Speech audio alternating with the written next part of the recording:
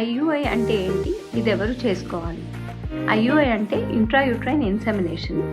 ఇది కూడా ఒక ఆర్టిఫిషియల్ ఇన్ఫర్టిలిటీ పద్ధతి.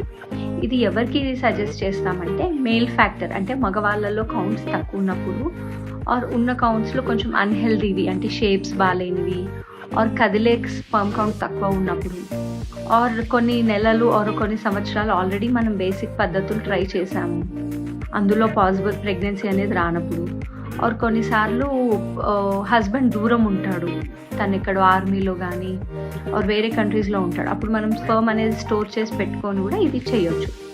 సో ఇందులో ఏం చేస్తామంటే మనం హస్బెండ్ దగ్గర నుండి కలెక్ట్ చేసుకున్న స్పర్మ్ని కొంచెం వాష్ లాగా చేసేసి దానికి కొంచెం యాక్టివేటర్స్ యాడ్ చేసేసి ఎగ్ రిలీజ్ అయ్యే టైంలో ఆర్ ఎగ్ రిలీజ్ అయ్యాక వైఫ్ గర్భసంచిలో వేయడం జరుగుతుంది.